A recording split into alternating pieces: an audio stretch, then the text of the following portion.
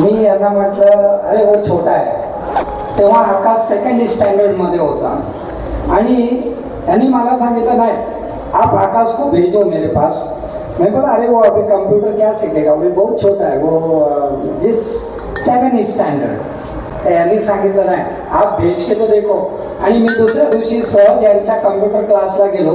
तिथे गेल्यानंतर बघितलं सर्व मुलं जे कम्प्युटर शिकत होती ती 18, 22, 20 म्हणजे ओव्हर 15 इयर्स. तर मी बोललो आता त्याच्यामध्ये तुम्ही 7 वर्षाच्या मुलाला बसून काय शिकवणार आहे. पण यांनी सांगितलं मी त्याला चेंज करणार. आणि मी आकाशला यांच्या क्लासमध्ये पाठवलं. आणि तुम्हाला सांगतो यांनी 4 महिने कम्प्युटर क्लासमध्ये आकाशला शिकवलं. आणि त्याच्यानंतर त्यांनी MSCIT मध्ये यांनी सांगितलं फॉर्म भरून टाका. अरे मी बोललो 7 वर्षाचा MSCIT मध्ये फॉर्म भरून काय करणार, तिथं मोठी माणसं करतात, गव्हर्नमेंट सर्वेंट करतात. हे MSCIT हा करून काय करणार. ते पण त्याच्यामध्ये पहिला खूप अवघड पेपर होता. काय करणार तो, कसं पेपर देणार, पैसे वाया जातील. सर बोलले जर पैसे वाया गेले तर मी भरणार, पण तुम्हाला MSCIT त्या मुलाला पाठवायचं आहे. आणि मी बोललो ठीक आहे बाबा, जर तुम्ही एवढे हट्ट धरता तर मी MSCITचा फॉर्म भरून दिला आणि त्याला पाठवलं. आणि डोंबिवलीला मी आकाशला घेऊन त्या क्लासला गेलो. आणि तिथे गेल्यानंतर मी बाहेर उभा होतो. आणि ही गोष्ट म्हणजे जवळजवळ 15-16 वर्षापूर्वीची आहे. म्हणजे आणि त्यावेळेस म्हणजे कम्प्युटर क्लास आणि MSCIT खूप अवघड होता. एक मुलगा बाहेर आला, तो जवळजवळ 22 वर्षाचा होता. मी त्याला सहज विचारला काय झालं, फेल. दुसरा आला, फेल. सर्व म्हणजे 15 वर्षाचा, 12 वर्षाचा, 22 वर्षाची सर्व मुलं फेल फेल.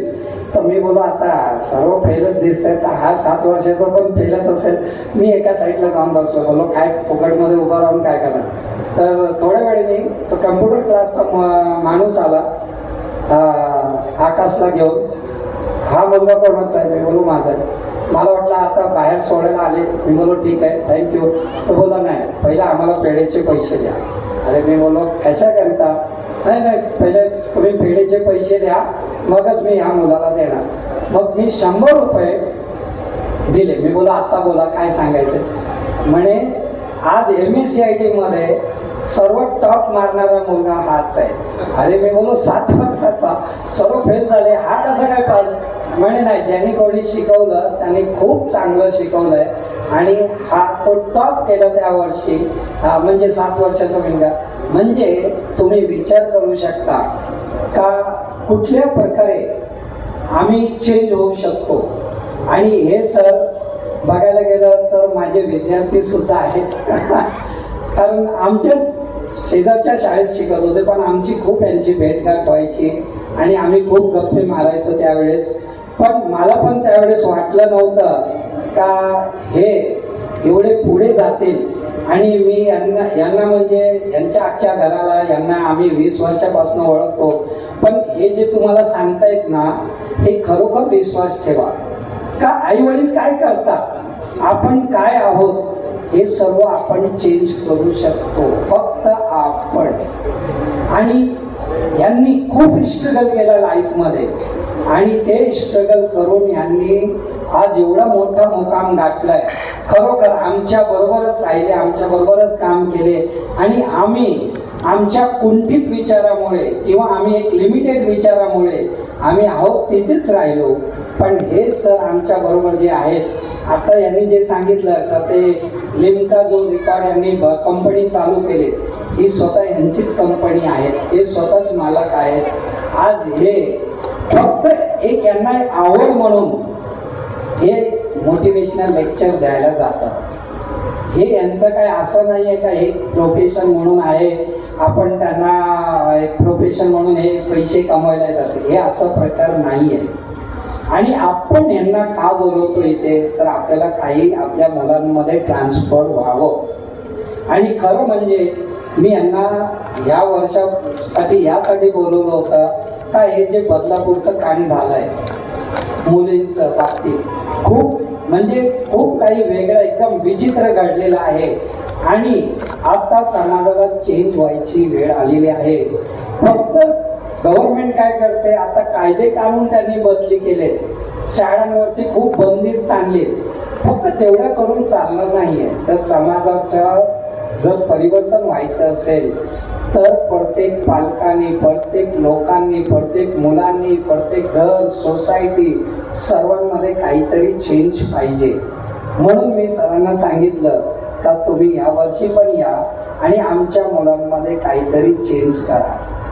आणि म्हणून तुम्हाला सांगतो का जर यांच्यासारखं व्हायचं असेल तर खरोखर तुम्हाला यांच्यासारखं विचार करावा लागेल. कारण आपण आज यांना सांगतो ना, यांनी खूप लिम्का बुक रेकॉर्ड्स वगैरे वगैरे काय काय केलं, खरोखर काय काय केलं, हे कधी स्वस्थ बसत नाही. यांना आम्ही स्वतः बघितलं, माझ्या शाळेत समोर राहतात, कधी स्वस्थ बसत नाही. आणि आता आमच्या शाळेत 5 सप्टेंबरला सुद्धा आले. मी यांना यासाठी फोन केला होता इथे महावीर हाईट्ससाठी, पण यांनी मला सांगितलं नाही सर तुमच्या शाळेत सुद्धा यायचंय. आणि तिथे खरोखर हे आले आणि तिथे पण आम्ही आमच्या मुलांमध्ये जो ट्रान्सफर केला तो आम्हाला भरपूर शिकून सुद्धा होत नाही, पण यांनी एक लेक्चर दिला आणि आमच्या मुलांमध्ये खूप काही बदल झाला. आणि आमच्या मुलांनी ते म्युन्सिपलची मुलं आहेत, एवढी छोटी छोटी मुलं आहेत, पण एवढी सुंदर सुंदर गणपती बनवली त्यांनी, एवढं सुंदर कार्यक्रम केला त्यांनी का खरोखर यांच्याबरोबर आलेले जे रोटरी क्लबचे मॅनेजर होते ते सुद्धा एकदम खुश झाले की ही मुलं पण अशी ट्रान्सफॉर्म होऊ शकतात. आणि एवढं सुंदर आम्ही गणपती बनवले होते आमच्या मुलांनी. मी इथे आणणार होतो खरं म्हणजे, पण बोलो जाऊ दे ना, थोडासा म्हणजे जाग्याची होते. आता मी ते सर्व गणपती इथे आणणार होतो. सरांनी स्वतः बघितलं, ते कौतुक केलं. कमीत कमी 40 ते 50 गणपती आम्ही बनवले, ते पण एका तासामध्ये. आणि आमच्या त्या मुलांनी खूप चांगलं ते करून दाखवलं. एवढंच मी म्हणून आता कोणाला काही सांगायचं असेल सांगा. मी माझी का ओळख दिली, कारण या सरांना आपण काय असतं नेहमी बोलवलं तर काही लोकांना वाटतं अरे काय ऐकायचं तेच ऐकायचं, पण असं नाही आहे. खूप काही आता ही व्यक्ती जरी आमच्या बरोबर राहिली तर ही साधारण व्यक्ती नाहीये. आमच्या 20 वर्षापूर्वी हे माझ्या बरोबर राहिले. आम्ही काय काय केलं त्या वर्षापासून आम्ही मुलांमध्ये खूप 20 वर्षापूर्वी आमचे सामाजिक कार्यक्रम चालू आहेत. आम्ही खूप काही वेगळा इकडे तिकडे करत असतो, पण आम्ही कुठेतरी